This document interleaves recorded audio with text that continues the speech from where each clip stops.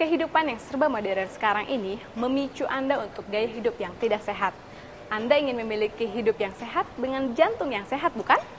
Berjumpa lagi bersama saya Siska Oktaviani dalam Pasien Channel Rumah Sakit Santo Borromeus.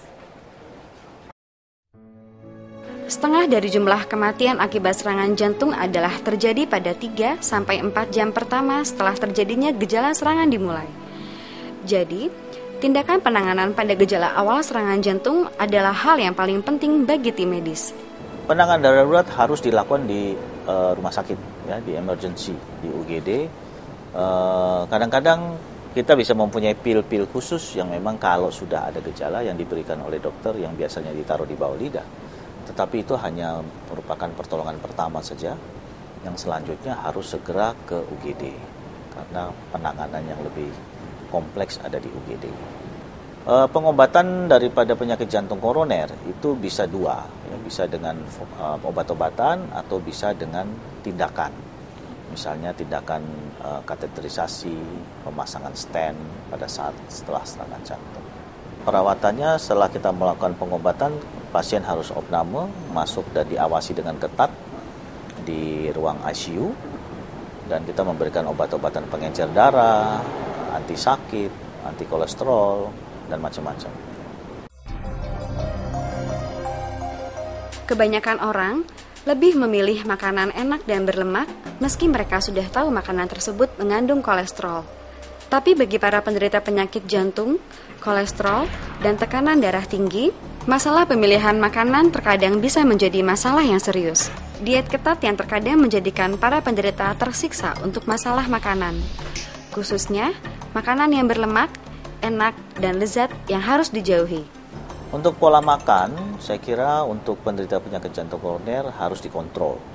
Ya, khususnya untuk diet yang tinggi kolesterol itu harus diperhatikan supaya dia mendapat advis atau nasihat untuk menjaga makanannya atau memakan makanan yang rendah kolesterol, atau kalau dia mempunyai diabetes juga rendah gula.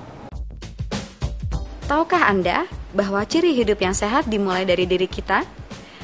Di samping menerapkan perilaku hidup sehat, menjaga kesehatan jantung harus dibarengi dengan berolahraga. Karena dengan hal tersebut, kita akan terhindar dari berbagai penyakit jantung yang berbahaya bagi kehidupan kita.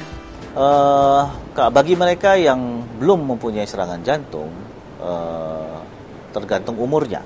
Kalau mereka-mereka yang sudah mempunyai umur yang berisiko itu artinya bagi pria di atas 45 tahun, itu mereka sebenarnya harus melakukan medical check dulu yang benar. Kalau di dalam pembuluh darah koronarianya tidak ada masalah atau tidak ada kerak, tidak ada plak, silakan Anda boleh melakukan apa saja.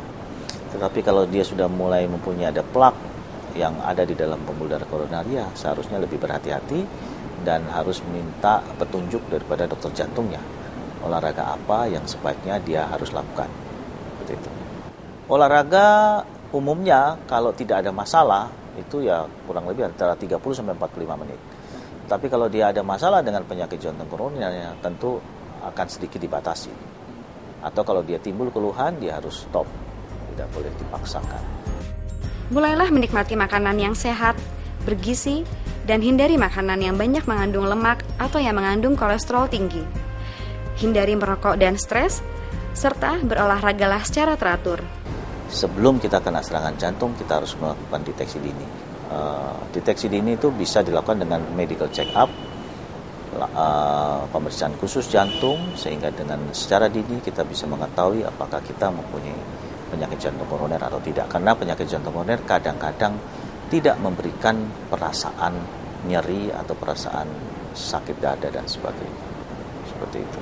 Yang sudah pernah kena serangan jantung tentunya harus melakukan pencegahan supaya dia tidak terkena serangan jantung yang kedua kali atau yang ketiga kali.